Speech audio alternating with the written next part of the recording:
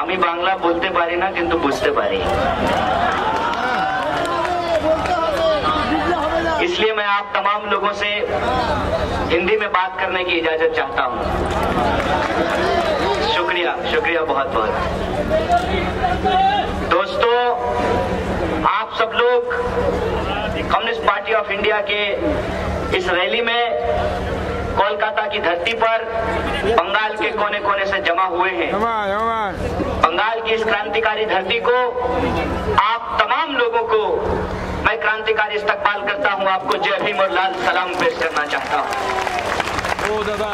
दोस्तों, आपको मालूम होगा कि आज हमारी पार्टी की स्थापना दिवस है।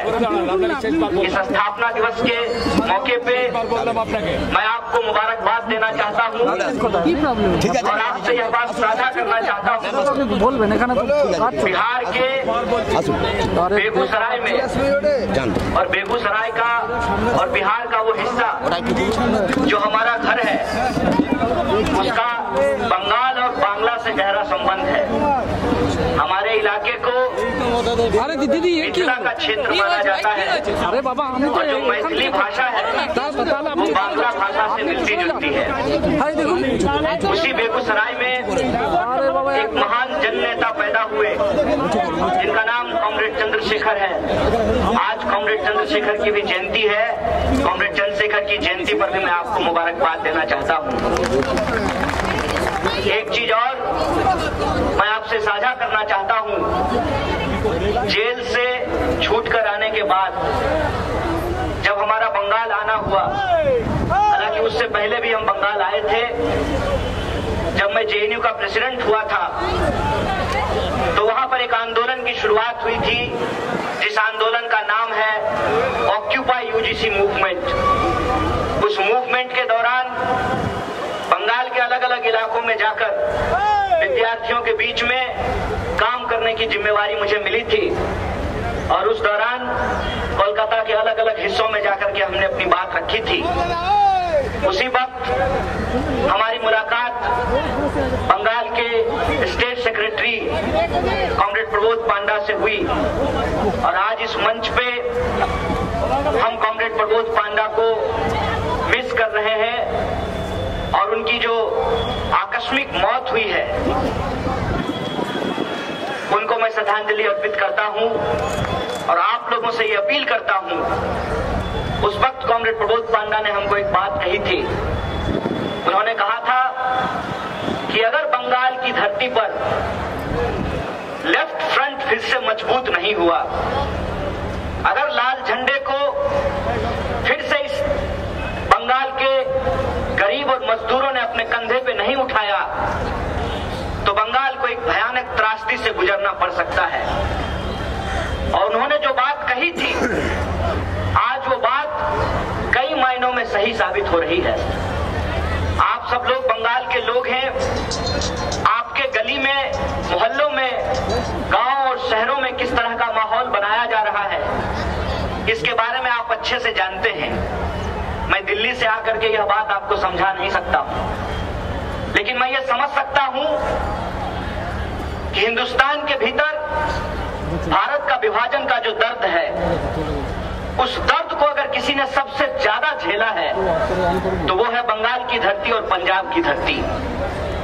और आज फिर से बंगाल की इस धरती को उसी वक्त की विभाजनकारी राजनीति से भारत को एक बार फिर से बांटने की साजिश की जा रही है और इस साजिश को समझना बहुत जरूरी है। समझना इसलिए जरूरी है कि यह साजिश नई नहीं है, यह साजिश लगातार चलती आ रही है। लेकिन यह पहली बार हुआ है कि बंगाली अस्मिता के भीतर, बंगाल के लोगों के बीच में आरएसएस और बीजेपी ने अपना पैर जमाना शुरू किया है। ईमानदारी से बतौर प्रगतिशील, बतौर मार्क्सवादी, एक विप्लवी नौजवान होने के चलते आप तमाम लोगों को यह सोचना चाहिए, किसानों और मजदूरों का यदि आप राज स्थापित करना चाहते हैं तो आपको यह सोचना चाहिए कि इसकी पीछे की साजिश क्या है। मैं समझता हूं जब हम पूरे भारत की बात करेंगे, मोदी जी ने जो किया है उसके खिलाफ सबको इकट्ठा होना चाहिए, ये बिल्कुल ठीक बात है।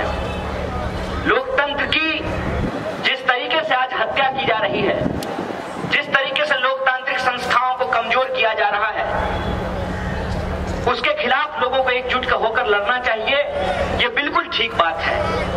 लेकिन मैं आपसे एक दर्द साझा करना चाहता हूं। जब हम बंगाल की सीमा में आते हैं तो बंगाल से बाहर के लोग सबसे ज्यादा ये सवाल पूछते हैं कि जो काम दिल्ली में बैठ करके मोदी कर रहे हैं वही काम कोलकाता में बैठ करके दीदी कर रही हैं, ये अपने आप में बहुत मुश्किल बात है। और दोस्तों, इस बात को लेकर के एक स्पष्ट राजनीतिक समझदारी होने की जरूरत है। लोकतंत्र बचाने की लड़ाई हमारी पहली चुनौती है।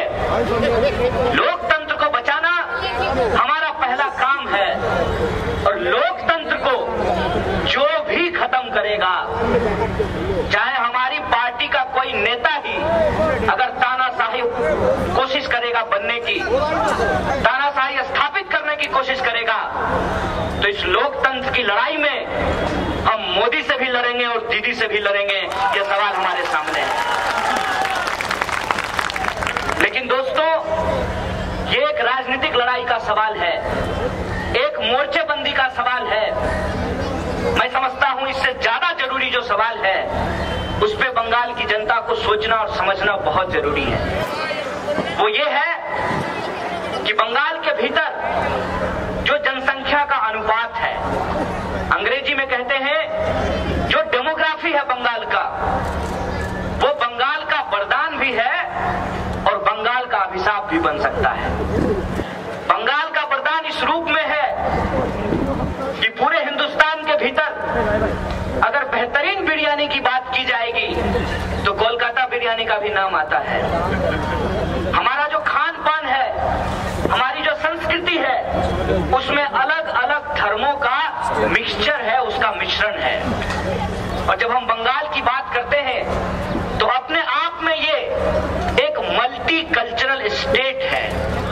और जब मल्टी कल्चरल स्टेट ये है और अलग अलग धर्म के लोग हजारों साल से इस इलाके में रहते आए हैं, उस सोशल फैब्रिक को तोड़ना बहुत जरूरी हो जाता है किसी सांप्रदायिक राज्य की स्थापना के लिए, लोकतंत्र को खत्म करने के लिए और संविधान के ऊपर हमला करने के लिए।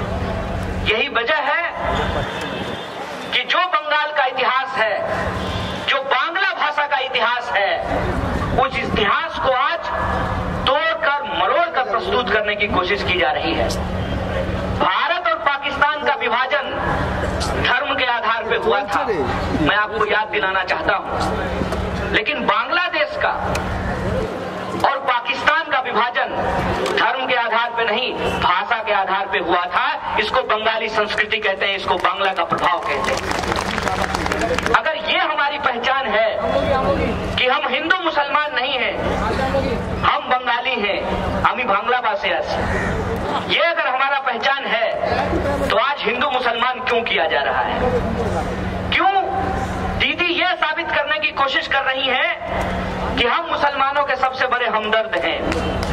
और क्यों मोदी ये साबित करने की कोशिश कर रहे हैं कि हम हिंदुओं के सबसे बड़े हमदर्द हैं?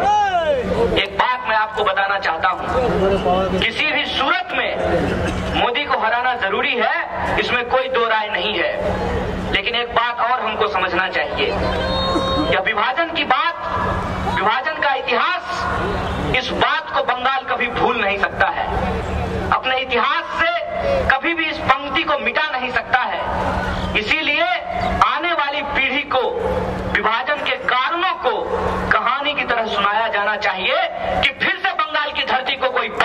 सके, फिर से कोई हिंदू और मुसलमान नहीं कर सके।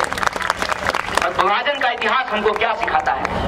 विभाजन का इतिहास हमको यह सिखाता है कि मुस्लिम लीग ने कहा कि हम मुसलमानों के हमदर्द हैं, और हिंदू महासभा ने कहा कि हम हिंदुओं के हमदर्द हैं। और हिंदू महासभा वो संगठन है जिसके नेता सावरकर हैं, जिसके नेता गोडसे थे, जिस गोडसे ने गांधी की हत्या की। और दूसरी तरफ मुस्लिम लीग जिसके नेता जिन्ना साहब थे। कल जिन्ना साहब की जयंती थी, कोई उनको मुबारकबाद देने वाला पाकिस्तान में नहीं बचा है, क्योंकि जिन्ना साहब ने अपनी राजनीति के चलते इस देश में मुसलमानों को राजनीतिक तौर पे कमजोर किया, और विभाजन ने इस देश के भीतर जो मुसलमानों की शक्ति थी उसको आज इस स्थिति पे ला करके छोड़ दिया है कि इस देश में उन्होंने रहना तय किया। हम यहाँ से पाकिस्तान नहीं जाएंगे, हम हिंदुस्तान में रहेंगे, क्योंकि हिंदुस्तान की संस्कृति हमारी अपनी संस्कृति है, ये हमारे बाप दादों की जमीन है, इसको छोड़ करके हम नहीं जाएंगे। और उन्होंने जब यहाँ रहना तय किया तो उनको उस वक्त की सरकार ने कहा कि हम एक ऐसे संविधान का निर्माण कर रहे हैं जिसमें हिंदू और मुसलमान के बीच में कोई अंतर नहीं किया जाएगा। इसीलिए हमारे संविधान की प्रस्तावना कहती है we the people of India. हमारे संविधान की प्रस्तावना नहीं कहती है we the people Hindu, we the people Muslim. और यह जो धर्म जो इंसानियत की बात करता है, उस धर्म का इस्तेमाल करके लोग कुर्सी पर बैठने की कोशिश कर रहे हैं। और इस ओछी राजनीति ने आज इस धर्म के आधार पे ऐसा विभाजन पैदा किया है कि कई बार लोगों को ये सोचने पे मजबूर होना पड़ता है कि शायद उस वक्त चले गए होते तो ठीक होता। लेकिन मैं उनको भी एक बात कहना चाहता हूँ, वहां जो लोग रह रहे हैं, पाकिस्तान की जो हालत है, उस जहालत से हिंदुस्तान में आज भी मुसलमानों की स्थिति बेहतर है। ये कैसे संभव हुआ? ये संभव हुआ इस देश के संविधान से। इसीलिए जो सांप्रदायिक राजनीति करने वाले लोग हैं, जिस राजनीति की शुरुआत इस देश में सावरकर और दीनदयाल उपाध्याय और हेडगेवार जैसे लोगों ने की। और सावरकर के संबंध में एक बात मैं आपको बता दूं, ये सुभाष बाबू की धरती है, ये नेताजी की धरती है। नेताजी जब सावरकर से मिलने के लिए गए थे तो उन्होंने चिट्ठी लिखी अपने पार्टी के लोगों को, और उनकी party all India forward block है, और all India forward block BJP के साथ नहीं है, लेफ्ट फ्रंट के साथ है। ये बात हमको याद करना चाहिए। ये सुभाष बाबू को अपनाने की कोशिश करते हैं। सुभाष बाबू ने कहा कि हिंदू महासभा के लोग सरफिरे लोग हैं, इनको आजादी से कोई मतलब नहीं है, ये हिंदुस्तान का धर्म के आधार पर बंटवारा करना चाहते हैं। ये सुभाष बाबू के शब्द हैं।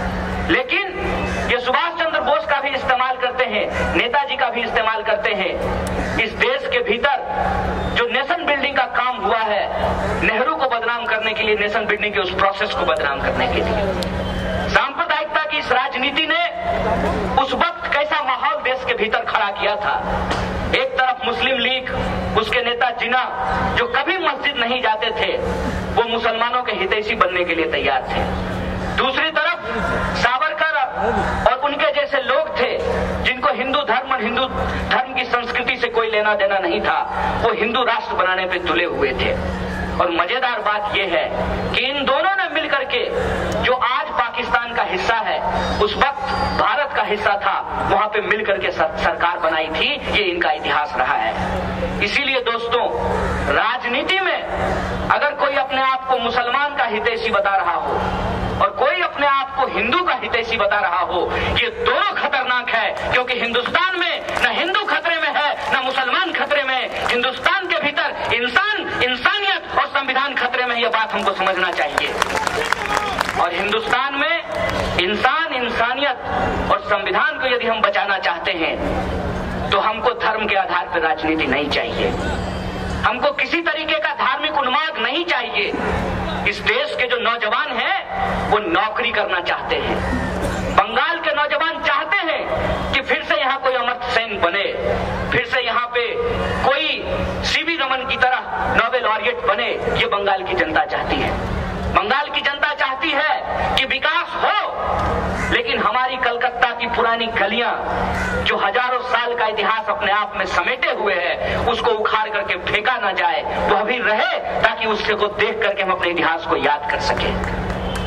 यह जो हमारा सपना है कि हम यदि इंजीनियरिंग किए हैं तो हम इंजीनियर बनना चाहते हैं, हम पकौड़ा नहीं बेचना चाहते हैं। काम के आधार पर कोई काम बड़ा या छोटा नहीं होता है, लेकिन जिस काम को हमने सीखा है, अगर वो काम हमको करने के लिए नहीं मिलता है, यह बेरोजगारी है। और बेरोजगारी का आलम यह है दोस्तों कि हर साल 5 लाख से ज्यादा इंजीनियर हिंदुस्तान में पैदा होते हैं, लेकिन 1 लाख से ज्यादा नौकरी नहीं पैदा होती है। हिंदुस्तान में आलम यह है कि आप कोई भी हो, आप कलाकार हो, पूंजीपति हो, नेता हो, कोई भी हो, आपके लिए जो अनाज पैदा करता है किसान, वो किसान आज भूखा मरने को विवश है, आत्महत्या करने को विवश है। सरकारी आंकड़ा बताता है कि 1 साल में लगभग 12,000 किसानों ने इस देश में आत्महत्या की है। एक तरफ किसान मर रहे हैं, दूसरी तरफ नौजवानों को अपना भविष्य अंधकार में दिखता है। उनको लगता है कि हमारे पास नौकरियां नहीं है, और इस देश की रक्षा करते हुए इस देश के जवान सीमा पे शहीद हो रहे हैं, जो उसी किसान के बच्चे हैं। मैं समझता हूं हिंदुस्तान के भीतर जो हालात पैदा हैं, इस हालात में अगर आज लाल बहादुर शास्त्री होते तो वो नारा सिर्फ ये नहीं कहते जय जवान जय किसान। सांप्रदायिकता के इस माहौल के खिलाफ किसानों को उनके फसल का दाम मिले, किसान का बेटा भी सम्मान से कह सके कि मैं किसान का बेटा हूं, और वो किसान बन सके।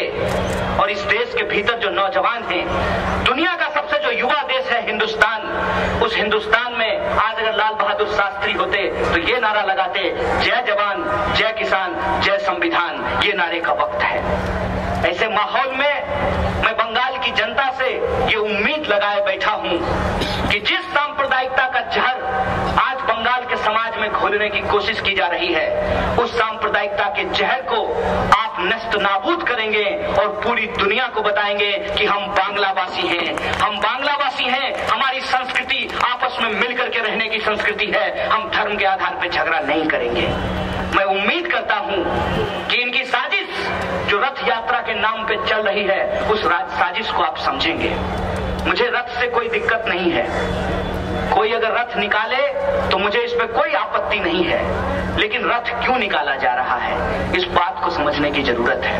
ये कहते हैं कि राम के लिए रथ निकाल रहे हैं। तुलसीदास ने रामचरितमानस में लिखा है, रावण रथी विरथी रघुवीरा।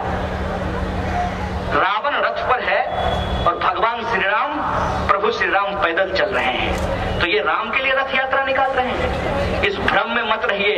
मैं बंगाल के माताओं, बहनों और भाइयों से अपील करता हूं कि ये रथ यात्रा राम के लिए नहीं, नाथूराम के लिए निकाली जा रही है। इस बात को आप समझ लीजिए। और इसीलिए मैं आपसे अपील करना चाहता हूं कि इस नफरत के दौर में आपको मोहब्बत की अलख को जगाना पड़ेगा। आपको यह समझना पड़ेगा कि जो नारा इस बंगाल के भीतर लाल झंडे ने लगाया, कमाने वाला खाएगा, लूटने वाला जाएगा, उस नारे का क्या मतलब है? उस नारे का यह मतलब है कि अगर किसान को 1 लीटर दूध के बदले में 25 रुपया मिल रहा है और आप 45 रुपए में 1 लीटर दूध खरीद रहे हैं, तो बीच में 20 रुपया कोई लूट रहा है। और यह जो 20 रुपया लूट रहा है, वही लूटने वाला अपनी बेटी की शादी पे करोड़ों रुपया खर्च करता है और प्रधानमंत्री के पीठ पे उसका हाथ होता है। इस बात को आपको समझना होगा कि इस देश के नौजवानों को नौकरियां क्यों नहीं मिल रही है।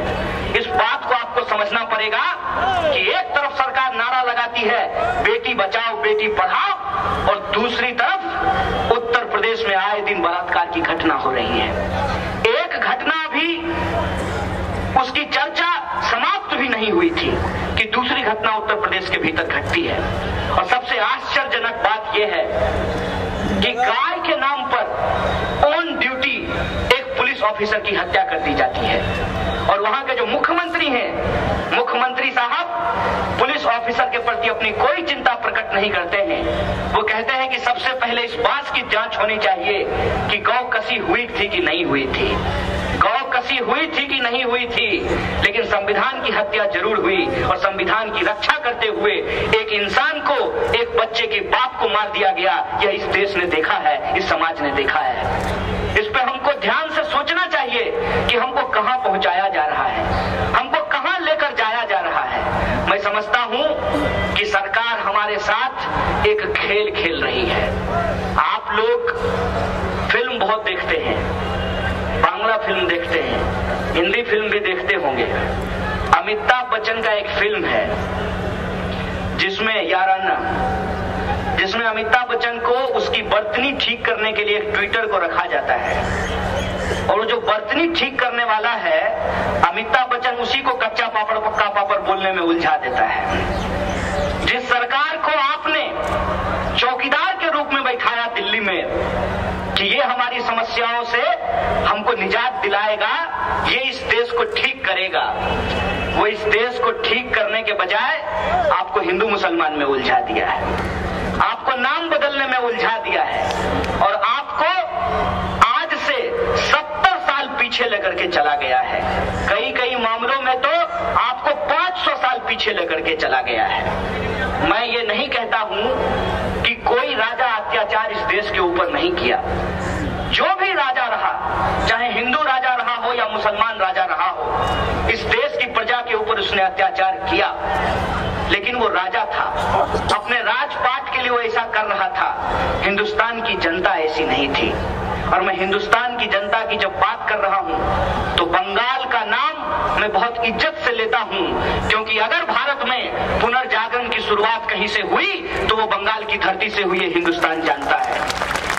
और what India thinks tomorrow, Bengal के बारे में कहा जाता है, what Bengal thinks today, India thinks tomorrow. इसीलिए यह जो आपकी जिम्मेवारी है, उस जिम्मेवारी को आप समझिए कि किस तरीके से आज आपके कंधे पे ये जिम्मेवारी है कि इनकी साजिश को आप समझ सकें, इनके नाम बदलने की राजनीति को आप समझ सकें, इनके मंदिर और मस्जिद की राजनीति को आप समझ सकें, इनकी नफरत की राजनीति को आप समझ सकें।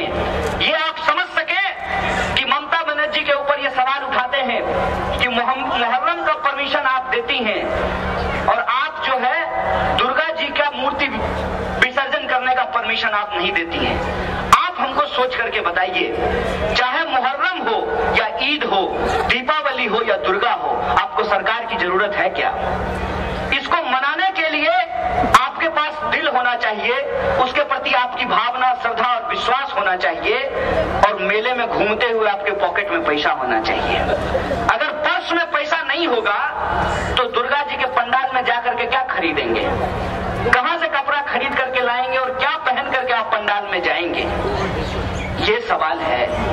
इस सवाल को भटका देने के लिए बंगाल का नौजवान, जो क्रांतिकारी यूनिवर्सिटी है बंगाल में, चाहे वो प्रेसिडेंसी यूनिवर्सिटी हो या जादवपुर यूनिवर्सिटी हो, जहां से हिंदुस्तान में छात्र आंदोलन की शुरुआत होती है, उस यूनिवर्सिटी के सवालों को गुमराह कर देने के लिए आज हमको एक ऐसा मुद्दा दे दिया गया है जहां हम ये विचार न कर सकें कि नंदीग्राम के बाद भी भांगर में किसानों के ऊपर हमला क्यों हुआ, किसानों की हत्या क्यों हुई, जहां हम ये ना सोच पाए कि सबसे पुराना शहर होने के बावजूद रोजगार के नए अवसर बंगाल में क्यों नहीं पैदा हो पा रहे हैं, जहां हम ये ना सोच पाए कि लेफ्ट फ्रंट के तमाम क्रिटिसिज्म है आपके पास, लेकिन महंगाई लेफ्ट फ्रंट के जमाने में क्यों नहीं बढ़ती थी और आज महंगाई क्यों बढ़ रही है, जहां आप ये ना सोच सके कि भले आपके पास नई फैक्ट्रियां नहीं खुली, लेकिन जो पुरानी फैक्ट्री थी उस पे लेबर कानून लागू होता था और लोगों को उनका मिनिमम वेज मिलता था। जो सरकारी नौकरी करते हैं बंगाल के भीतर, उनको मालूम होगा कि सरकारी नौकरी वो कितना आराम से करते थे। और आज हर डिपार्टमेंट में, यहां तक कि मैंने देखा कि कलकत्ता की सड़कों पर अब सरकारी ट्रैफिक पुलिस नहीं है, टीएमसी की कार्यकर्ता जो है वो पुलिस बनकर के कॉन्ट्रैक्ट की नौकरी कर रहे हैं। ये कॉन्ट्रैक्ट की नौकरी आपको करना पड़ रहा है बंगाल में, जबकि हमारा संविधान क्या कहता है? हमारा संविधान कहता है समान काम का समान वेतन लागू होना चाहिए। ये हमारे मुद्दे हैं, लेकिन इन मुद्दों पे आप विचार करें, इन मुद्दों पे आप सोचें। बंगाल की धरती से एक नई क्रांति की इबादत लिखी जाए, उससे पहले ही अमित शाह कहते हैं कि हम रथ यात्रा करेंगे। कीजिए रथ यात्रा, लेकिन बंगाल के जवानों को ये पूछना चाहिए कि मंदिर के अलावे बंगाल के नौजवानों के के रोजगार के लिए कब यात्रा निकालेंगे, मैं ये आपसे पूछना चाहता हूँ।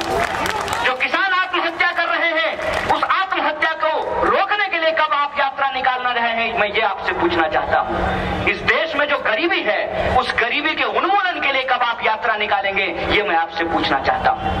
दोस्तों, मामला बिल्कुल साफ है, आईने की तरह साफ है।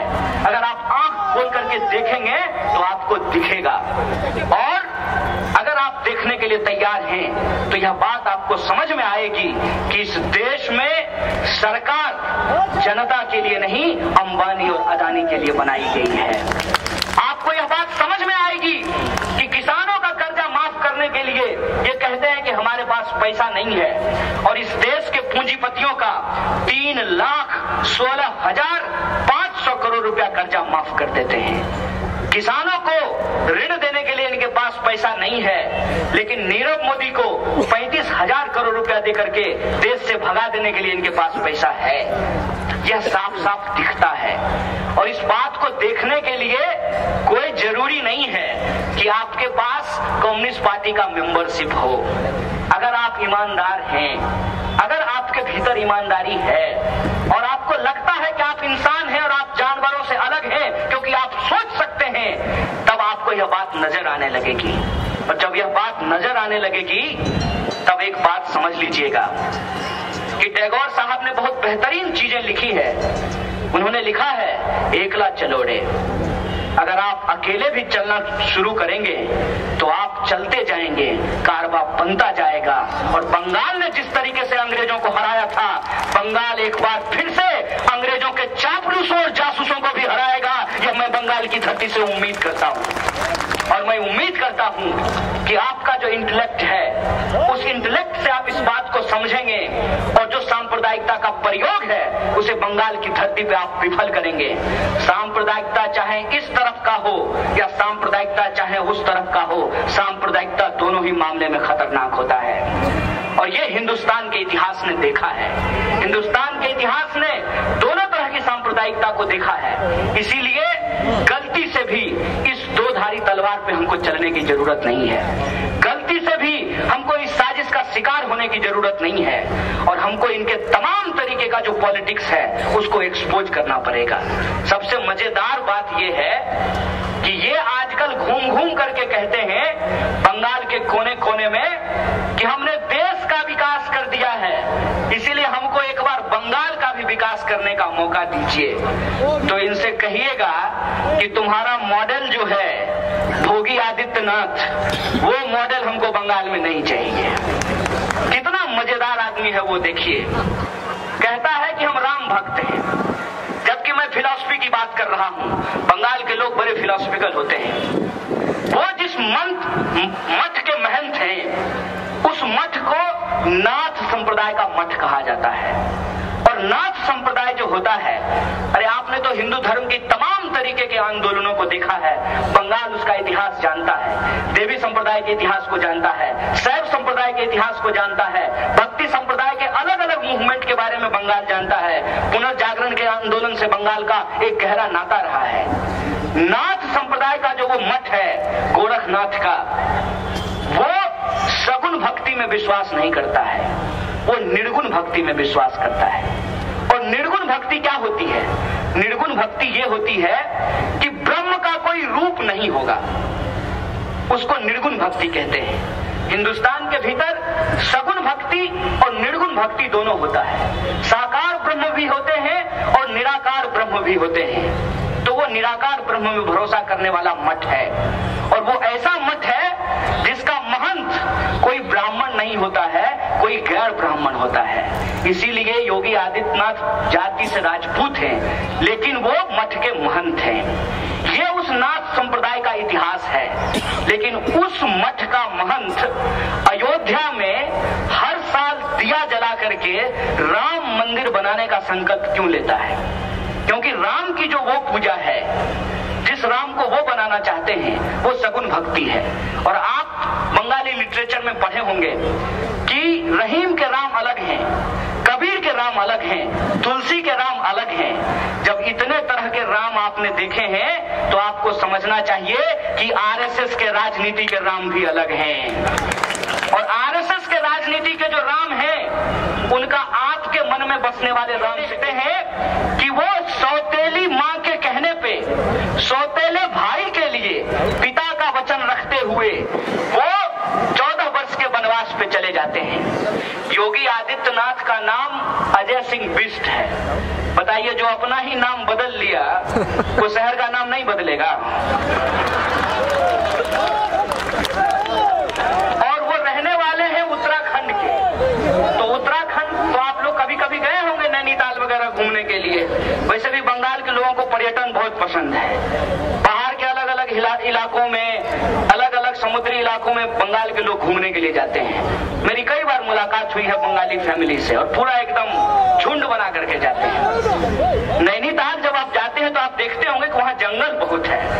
मतलब योगी आदित्यनाथ जंगल में पहले से ही रहते थे, और भगवान राम कहाँ रहते थे? अयोध्या में, महल में। तो राजपाट छोड़ करके भगवान राम जंगल चले गए, और ये जंगल से राजपाट के लिए लखनऊ आ गए। ये कैसे राम भक्त हैं? कंफ्यूज मत होइए दोस्त, कंफ्यूज होइएगा तो ठग लिया जाएगा। बंगाल की लोकल में अलग अलग तरीका झाल मुड़ी मिलता है कि नहीं मिलता है? और सबका झाल और मुड़ी एक ही जैसा होता है? नहीं होता है ना, सबका अलग अलग झाल मुड़ी होता है। कलकत्ता के कॉर्नर पे मिलने वाली हर चाय का स्वाद एक जैसा नहीं होता है ना। उसी तरीके से जैसे हर पीला चीज सोना नहीं होता है, हर भगवा लपटा हुआ संत नहीं होता है। यह बात आप समझ लीजिए। और जब मैं संत की बात करता हूं, ये विवेकानंद की धरती है, और विवेकानंद का एक बेहतरीन कोट है जिसको मैं आपसे साझा करना चाहता हूं। विवेकानंद लिखते हैं कि मंदिर में जाकर के घंटी बजाने से अच्छा है रोज फुटबॉल खेलना। और यह बात वो क्यों कहते हैं? यह बात वो इसलिए कहते हैं कि मंदिर में बैठ करके जब आप भजन करेंगे तो आपका शरीर जो है बैठे बैठे अस्थूल हो जाएगा। इसीलिए लोग जिम जाते हैं, ट्रेडमिल पे दौड़ने के लिए। किसी भी आप पार्क में देख लीजिए कि लोग दौड़ रहे होते हैं सुबह सुबह। तो मंदिर में बैठ करके भजन करने से अच्छा है फुटबॉल खेलना, क्योंकि फुटबॉल खेलने से शरीर स्वस्थ रहेगा। और यह बात तो आप सुने ही होंगे ना कि स्वस्थ शरीर में ही स्वस्थ मन का निवास होता है। तो शरीर ही कमजोर हो जाएगा तो मन स्वस्थ कैसे होगा? और योगा करने वाले प्रधानमंत्री को आप देख लीजिए, पेट उनका देखे हैं? वो रोज योगा करते हैं। अमित शाह रोज योगा करता है, फिर भी उसका पेट देख लीजिए। तो योगा आपकी संस्कृति है।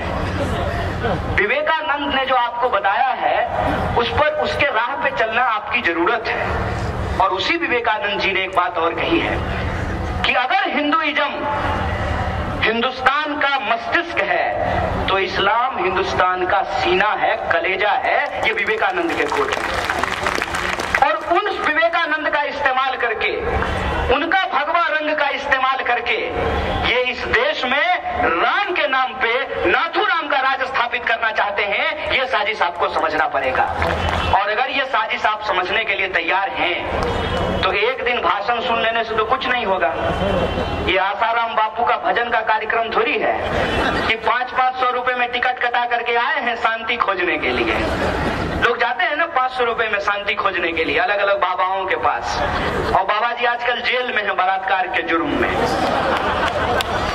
ये कोई शांति प्रदान करने का, शांति प्राप्त करने का कार्यक्रम नहीं है। अगर आप इस विचारधारा पे भरोसा करते हैं, और यह भी हो सकता है कि आप मेरे 100% बात से सहमत ना हो सकता है कि मेरी कही हुई बात में से बहुत सारी ऐसी बात है जो आपको अच्छा ना लगे, ठीक बात है। लोकतंत्र में आपकी इस असहमति का हम सम्मान करेंगे, यही लोकतांत्रिक होने का मतलब होता है। आप हमसे असहमत होइए, लेकिन जिन बात पे सहमति हो रही है कम से कम उस बात पे तो मिल करके लड़िए। और जब हम मिल करके लड़ने की बात करते हैं तभी उससे नारा गूंजता है जय भीम और लाल सलाम का, तभी उससे नारा गूंजता है शोषितों को एकता का, तभी उससे नारा गूंजता है जय समाजवाद का।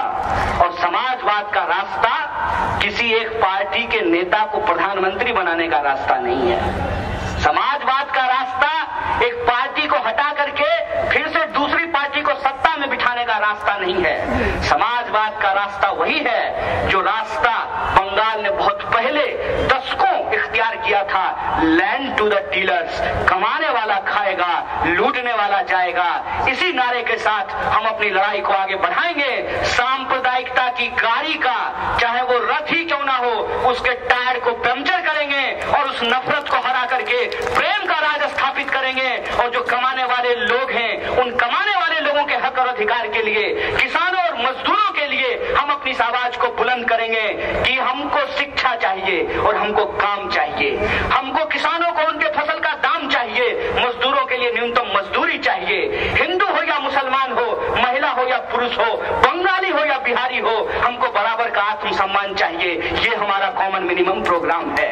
और इस ब्लूप्रिंट के साथ हम एक नारे का निर्माण करते हैं और हम उम्मीद करते हैं कि आने वाले वक्त में आप गांव-गांव जाएंगे, लाल झंडे की आवाज को बुलंद करेंगे और जो शोषितों के लिए लड़ने वाली तमाम तरह की ताकतों के साथ एकजुट होकर के इस देश के भीतर लोकतंत्र को हराने की और नफरत को जिताने की जो राजनीति चल रही है, उसको आप परास्त करेंगे। और वो ब्लूप्रिंट हमारा ये है, सबको शिक्षा, सबको काम, मजदूरों को मजदूरी, किसानों को उनके फसल का दाम, हिंदू हो या मुसलमान, सबको मिले बराबर का आत्मसम्मान। इसी कॉमन मिनिमम प्रोग्राम पे हम अपनी लड़ाई को आगे बढ़ाएंगे और इसी उम्मीद के साथ कि बंगाल चलेगा तो पूरा हिंदुस्तान उसको अनुसरण करेगा। मैं अपनी बात को खत्म करता हूं। शुक्रिया। इनकलाब जिंदाबाद, हमारी लड़ाई जिंदाबाद।